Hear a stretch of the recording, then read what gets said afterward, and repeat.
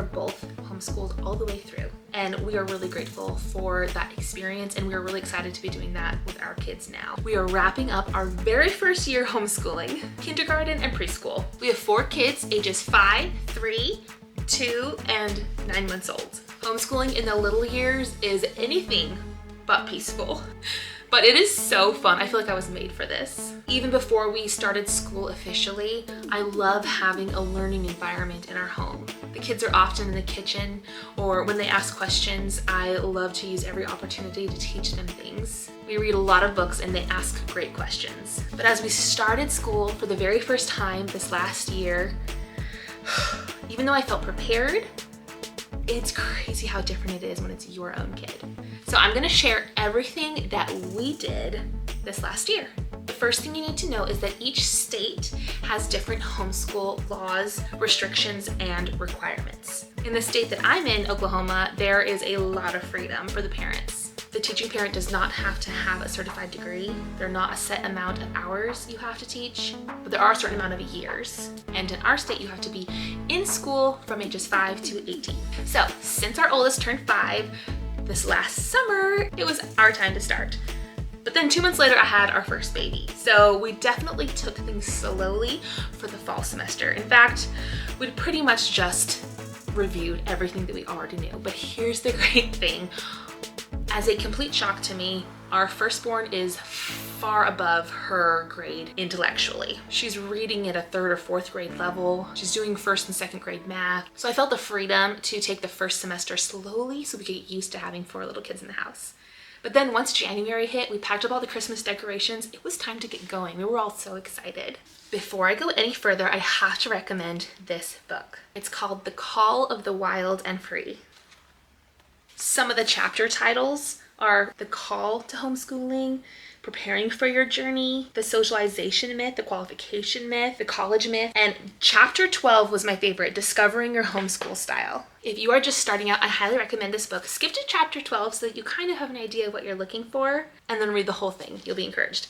I'm challenging myself to read this every summer before each new school year. And then so this leads me into what we do every day for school for a kindergartner and a preschooler, but also the kindergartners also in 1st and 2nd grade stuff. So that's the beauty of homeschooling.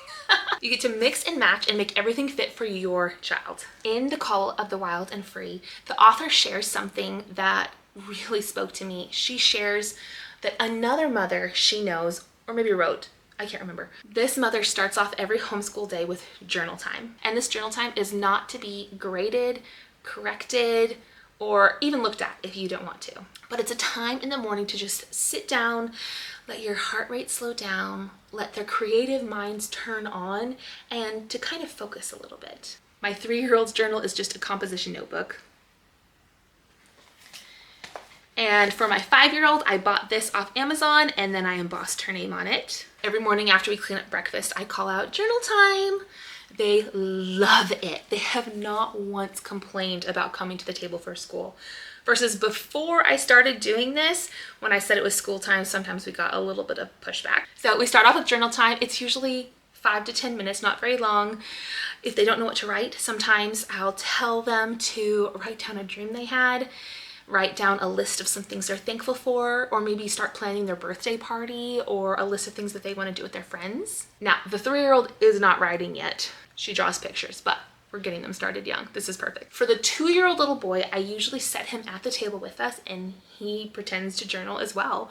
And then after this, I move him to his room or the living room with some hands-on activity, blocks, cars, so that he can stay focused on something to give us some space to teach. Then after that, we have our workbook time. This year, we have not spent a penny on curriculums, workbooks, or courses because we've been so blessed by neighbors and friends and family members giving us their older stuff.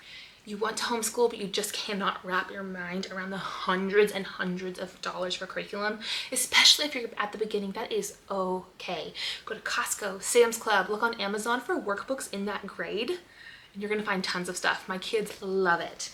This one is by School Zone, given to us by a friend. It's fun workbooks type stuff for little kids.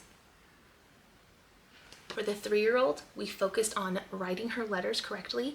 She can recognize them and knows all of their names, but writing them down, she's learning, as well as her numbers. I will just write those letters out for her on lined paper and have her trace mine and then do her own several times and then copy and repeat until she's got it down.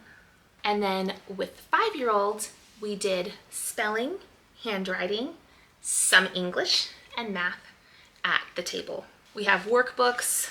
This first grade edition is by the Clever Factory. I think a neighbor gave this to us. It was totally unused. It is great. Stuff like this just feels like a game anyway. So fun. Okay, so that's what we would do every morning after breakfast.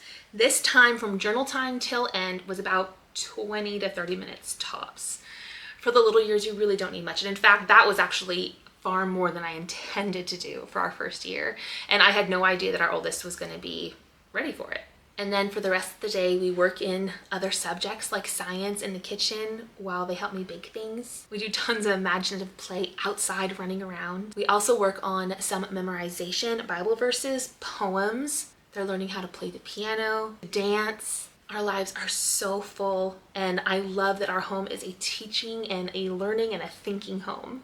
The biggest objection that I hear to homeschooling at the store, or not by friends, but just by acquaintances usually, I just do not have the patience for that. Or I could never do that.